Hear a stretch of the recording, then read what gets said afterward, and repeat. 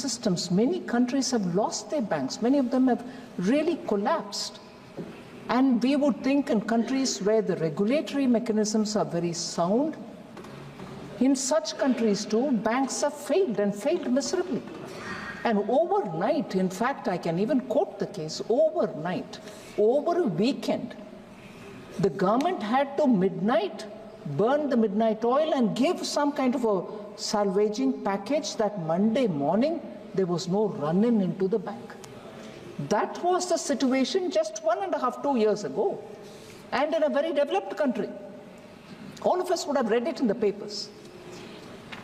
If that was the case about one bank in one western corner of that country, which was very much prominent because of the closeness to Silicon Valley, overnight they had to flush in money to say, no, run in, please, we'll take care of saving the bank. I heard a lot of voice which said, why this happened for Yes Bank and not for PMC? If only honorable members go into the details of what is the nature of bank we are talking about. Can the treatment be similarly given? So, India's banking sector, irrespective of politics, is critical to this nation. We can't afford to have any one of our banks struggling or on the crevice that they may fall off. I must credit the RBI and the Ministry of Finance, not because I'm there, but truly. Since 2014, we have been extremely cautious that banks remain stable. And you know the state of affairs when in 2014, Prime Minister Modi had come. My learned friend Sambit Patra and many others also spoke about the 4 R's with which we tried resolving the crisis in the banks. So the intention is to keep our banks safe, stable, healthy, and in the 10 years, you're seeing the outcome, and it is benefiting the economy. So I would appeal through the honorable members that India should take pride in the fact that today the banks are up to a lot of good, and they are being professionally managed.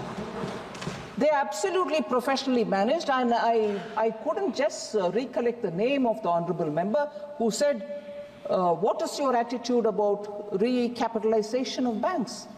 I'm proud to say today, banks don't come to the government to say, recapitalize me. Because today they are professionally run, the metrics are healthy, they can go to the market and raise loans, raise bonds, and run their business accordingly. That relationship of government and the bank as my BAP, I can go to the ministry and take money and run my bank despite all the negatives, no longer prevails. We don't entertain such things because banks don't need to be entertained for it. They're professionally run today. And therefore, I would want, honestly, all of us to take immense pride in this. It's a national achievement. And as a result, today, the regional rural banks, I've done about 8 or 9 reviews personally, not sitting in Delhi, going to each of the states, each of the zones. RRBs, there was also concern. Nationalization achieved, and nationalization was done because we wanted to have more branches, more banks going into the rural areas, include people in our RRBs are doing the very same thing. And I'm proud to say today they are mobile banking facilitated, they are internet banking facilitated.